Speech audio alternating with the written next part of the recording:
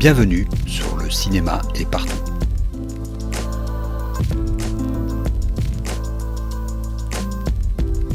Un podcast sur l'industrie du cinéma et ses évolutions.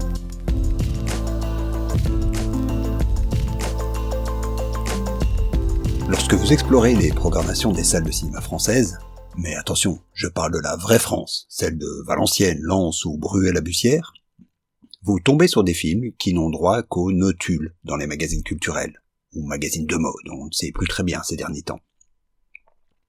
Ce sont des films comme L'Établi, Service minimum pour Le Figaro, Sur les chemins noirs, du Jardin-Slajou, selon Première, Sage homme, Convenu, d'après Télérama, ou Je verrai toujours vos visages, Mièvre, Tronche Libération. Leur particularité, être des films qu'on appelle provinciaux. Des films qui ont de meilleurs résultats en province que dans la région parisienne. Bien sûr, ce genre de phénomène existe aussi chez nous, et nos gentils distributeurs nationaux ont aussi cette expression dédaigneuse qui sous-entend qu'il y a des films de pecno et du grand cinéma, qui reçoit des prix et des couvertures de magazines avec son actrice principale en décolleté plongeant. Si ce n'est qu'en Belgique, on le sait, on n'a pas la culture du chiffre. Nous n'avons même pas de box-office et, mis à part de vagues statistiques sur la présence des femmes devant et derrière les écrans, aucune donnée fiable à nous mettre sous la dent. Le phénomène des écarts entre la capitale et le reste du pays est loin d'être neuf, et le grand magazine professionnel Le Film Français fournit même un coefficient Paris-Province des entrées salles. Si j'en parle aujourd'hui, c'est qu'une chronique sur France Inter, vers laquelle m'a dirigé l'ami David Hainaut, nous informe que ce coefficient ne cesse de se creuser un peu plus chaque année. Le coefficient moyen a longtemps été de 4, soit 4 spectateurs de province pour un spectateur parisien. Mais pour un film de Danny Boone, par exemple, ce coefficient est passé à 10. Pour Les Tuches, on monte à 14. Mais le record est aujourd'hui tenu par Les Baudins en Thaïlande, de Frédéric Forestier, avec un coefficient de 356. Résultat qui a plongé la rédaction des Inrecuptibles dans la consternation, et qui l'a conduit à rapidement décocher une analyse pleine de morgue, puis une critique du film que forcément elle n'avait pas vu. Cet écart entre la capitale et le reste du pays ne touche évidemment pas les blockbusters américains, qui sont vus uniformément sur le territoire. Il concerne plutôt la gamme de films juste en dessous, celle des films à moyen budget.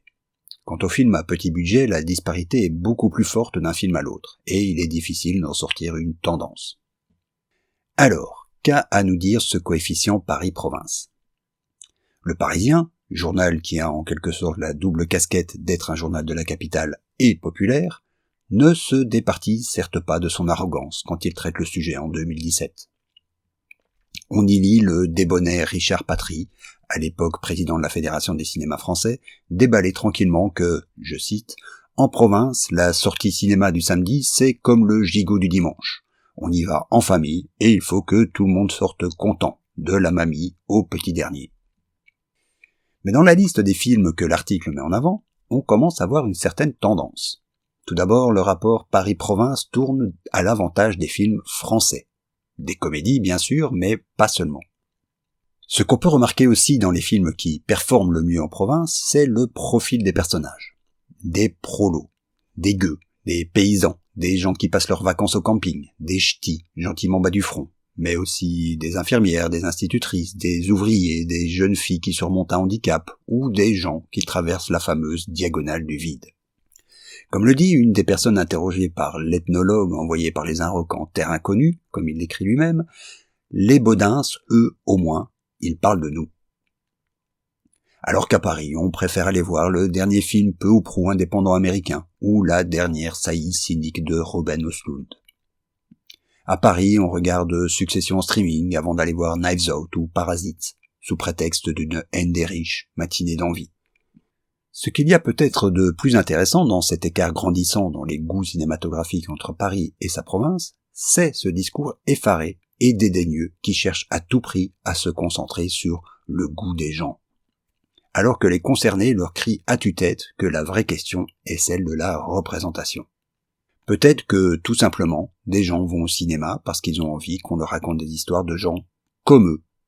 Et ce n'est pas une surprise de découvrir que le dernier rapport de l'Arcom, l'organe français de régulation de l'audiovisuel et du numérique, pointe une situation désastreuse en termes de représentation.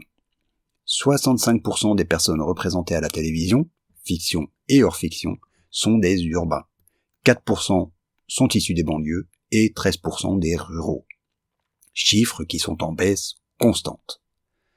En termes de catégories socio-professionnelles, c'est pire. Les CSP+, composent 75% des représentés. Les CSP-, 10%. Loin, très loin des réalités de la société. On reproche parfois au cinéma de ne plus être ce reflet de la société, ce ciment entre toutes les couches de la population, unies dans une même salle obscure. De ne plus raconter d'histoires fédératrices. Et c'est vrai. Mais peut-être ne regarde-t-on tout simplement pas le problème de la bonne façon. Que cette question de goût cache, comme je le répète, une question de distinction sociale. Et on peut continuer à dénigrer les tuches, les Baudins et autres campings. Cela n'empêchera pas une majorité de gens de préférer s'identifier à eux qu'à une bande de milliardaires sur un yacht. À la semaine prochaine.